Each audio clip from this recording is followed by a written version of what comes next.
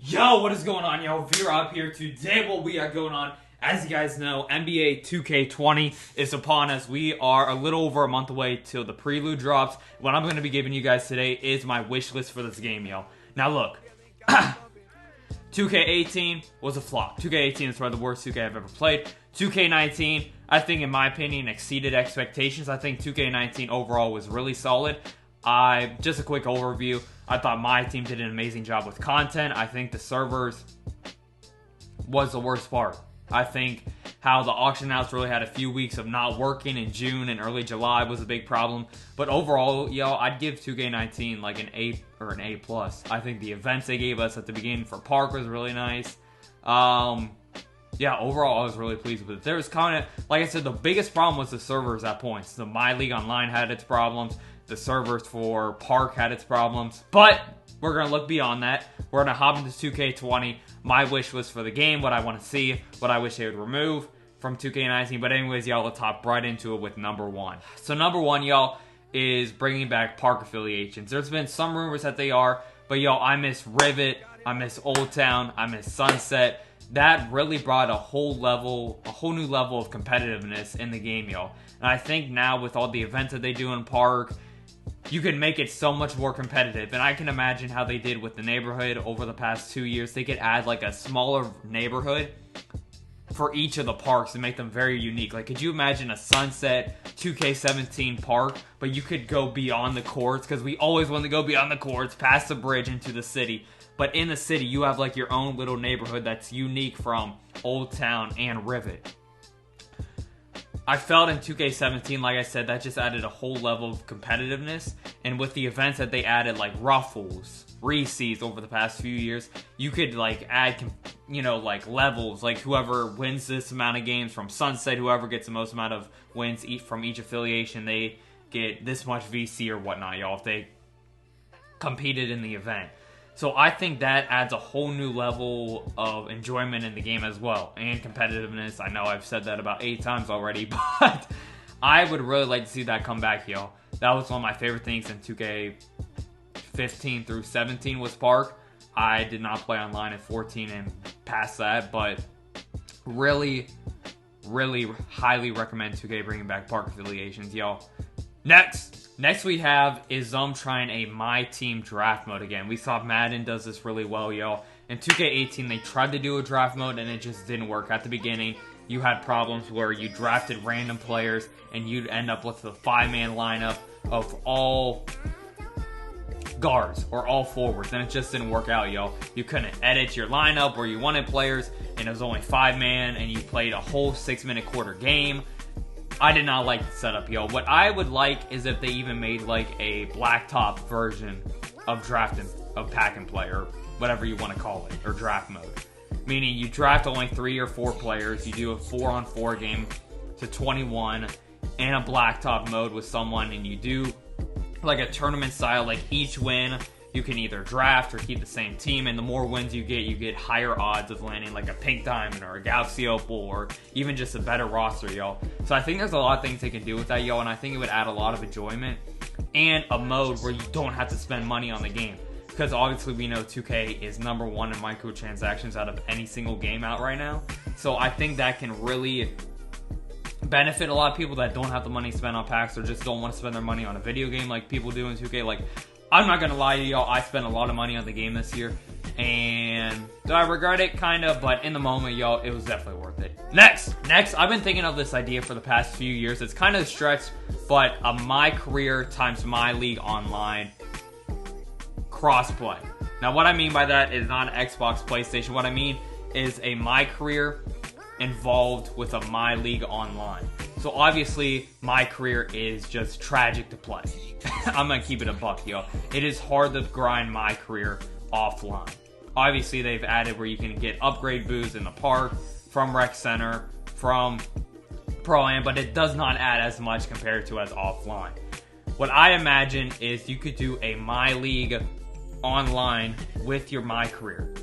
Meaning, when you are done creating your player, you will have the choice to either join a My League Online that your friend set up, create your own My League Online, or go on an offline league. So you will still have the same setup, the same type of schedule, but say you're on the Lakers and your friend made a player that's on the Pacers. When you play the Pacers, you'll be able to play that person in the game.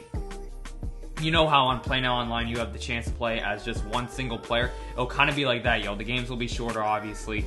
I just think that'd be a really nice setup, y'all. And you could obviously sim the offline games, and then you can even have the playoffs with your friends and have a whole tournament. I think that'd be a really good idea, y'all, and it would bring some excitement and some enjoyment to the game, y'all. You can do a lot to it, but that was just like the building blocks of my idea. Hopping into number 4. Now, number 4, I just want to talk about are steals. A lot of people said steals need to be more patched this year. Steals were a little too OP. I'm not gonna lie, y'all, I benefit a lot off steals. I think steals added a lot more excitement to the game, meaning there's a lot more transition plays, a lot more alley-oops, a lot more fast break dunks. So I get where people get annoyed by that, especially if you're a point guard and you have ankle breaker, your ball control's at a 98 plus and you're getting stripped. That is pretty annoying, y'all. Or just spammers getting an easy steal, or the bump steal that a lot of people had a problem with earlier this year. I kind of like that, y'all, but I see where people get annoyed by that, so they could definitely tweak it a little bit, but I benefit a lot off it, so I mean, you know. Next on our list, y'all, is the locker code system. We saw before this year, time locker codes, limited quantity locker codes, were lots of pros and cons for each of that, y'all. But I really enjoyed the locker code system that they had this year. Each locker code was available for a week, which I think is a good amount. And the ball drop. I think the ball drop is honestly a really good idea. Like I said, it's one of those that you don't have to be camping on your computer all night waiting for a code. And it's really fun if you wait till like the weekend and you just go back and see all the lock codes that you might have missed. You can just go on for like 20 or 30 minutes and just type in each one, see what you get. I think it adds a lot more, and no matter what, you will still get something out of the lock code, whether it's coins, tokens, MT, or MT, maybe a lesser version of a card. I really like the locker code system that they did this year. Think I make it a lot more fair, a lot more reasonable. Salute to 2K on that one, yo. Staying on the My Team thing, yo, I also would like to keep the same schedule of content that they dropped this year, yo. I think the content that they dropped this year was really consistent, and it really made the game enjoyable from the beginning. There was a lot of solid rewards that you can get from the start, a lot of solid cards. You made the base cards for the top players in Amethyst, which I think is really good. Compared to us years past, they made them like an Emerald or a Ruby. I really like what they did with it this year, or a Sapphire. I think the content that they added quicker this year, whether it was years past, you'd have to wait till like February or March for the first diamond, or January. Whereas this year, they came a lot more quick. They kind of overdid it a few times, but you look at like James Harden, who deserved, in my opinion, like 12 pink diamonds. And he only got like 5 or 6, and people said they're overdoing it. But I like what they did this year. I think they made the game a lot more enjoyable, a lot more playable from the start. And even pushing into late July, they're still adding Galaxy Opals. So I really like the system they did with Galaxy Opals this year, yo. Very solid what they did this year, yo, for the scheduling of drops and whatnot for My Team. Let's hop into the last two.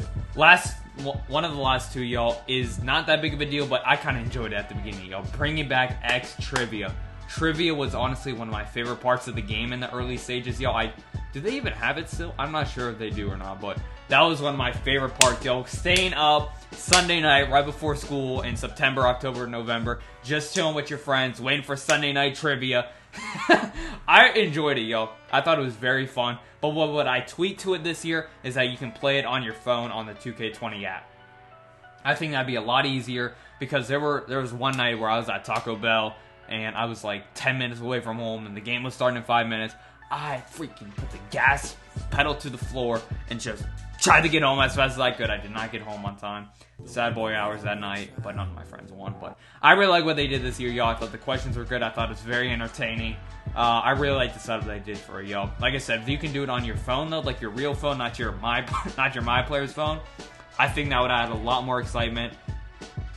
And just maybe like surprise quiz moments, like surprise trivia in 5 minutes. I think that'd be very nice, y'all. And just to finish it off, I would like the same type of schedule. Maybe some more park tournaments, maybe some more park events like Ruffles, Reese's, little different ones. King of the Court was very exciting when you played like the big three from like the Warriors, the Lakers, the Celtics. I really like that game, y'all.